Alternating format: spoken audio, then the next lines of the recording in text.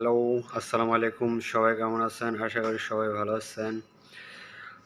তো এখানে go out লেখাটা দেখলেন, এই জায়গাটার ভিতরে একজন মানুষ আমার গাড়িটার সামনেই ছিল। একটু স্পিড বাড়ালে উনি আমার গাড়িটা সামনে অ্যাক্সিডেন্ট হয়। সে কারণে এই জায়গাটার ভিতরে আমি গো আউট লিখে দিলাম।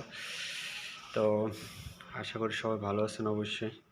এটা হচ্ছে আমার দ্বিতীয় ব্লগ ইন নাইট। তো প্লিজ সাবস্ক্রাইব করবেন। গোল চিহ্নটা দেখলেন, এখানে লাইটের কারণে সামনে কোনো জিনিস দেখা যায় না। তো সবাই বাইক চালানোর সময় খুব সাবধানতার সহিত বাইক চালাবেন। আর সামনে যে গাড়িটা আপনারা দেখতে পাচ্ছেন, এই গাড়িটা খুবই একটা বেদনাদায়ক একটা গাড়ি।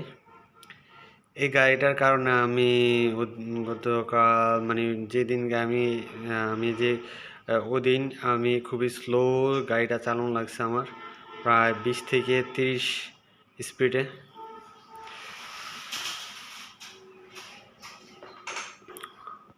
তো প্রায় এই গাড়িটার পিছনে পিছনে আমি আমার বাসা পর্যন্ত যাওয়া লাগছে।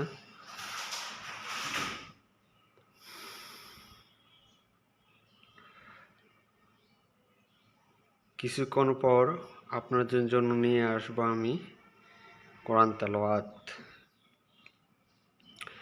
অবশ্যই আমি মিউজিক লাগাইছি না, কারণ হচ্ছে আমার এই মিউজিকটা যদি কেউ শুনে সে গুনার ভাগীদার হইল, আমি নিজেও গুনার ভাগীদার হইলাম। এমনি জগতে অনেক গুনাহ করছি আমি। তো এই গাড়িটা আমি মেবি এখন ওভারটেক করার চেষ্টা করব, চেষ্টা করতেছি। কি করা যাইতেছে, কি করা যায়,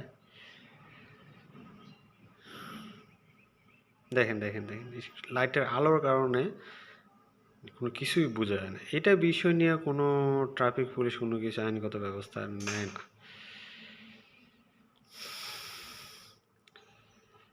আসলে ওইদিনকে আমার কোনো কাজ ছিল না, ওইদিনকে আমি তেমন একটা প্যারা নিয়েছি না, প্যারাও আবারই, কারণ গাড়িটা আমার জায়গাও দিতেছে না, আমিও চাইতেছি না।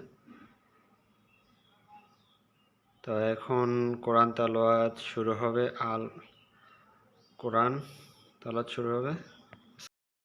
বিসমিল্লাহির রহমানির রহিম। পরম করুণাময় ও অসীম দয়ালু আল্লাহর নামে শুরু।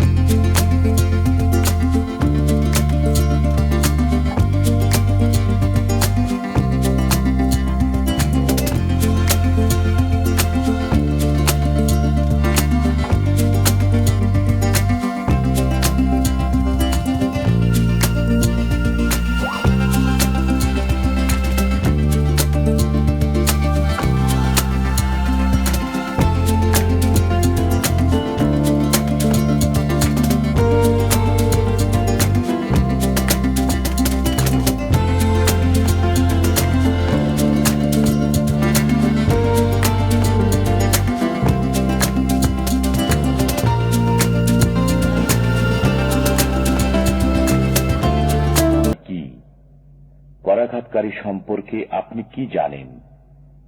যেদিন মানুষ হবে বিক্ষিপ্ত পতঙ্গের মতো এবং পর্বতমালা হবে ধূলিত রঙিন পশমের মতো। অতএব যার পাল্লা ভারী হবে সে সুখী জীবন যাপন করবে, আর যার পাল্লা হালকা হবে তার ঠিকানা হবে হাবিয়া। আপনি জানেন তা কি? প্রজ্বলিত অগ্নি। আমি এখানে আমার ব্লগটা শেষ করতে চাচ্ছি। সবাইকে আসসালামু আলাইকুম।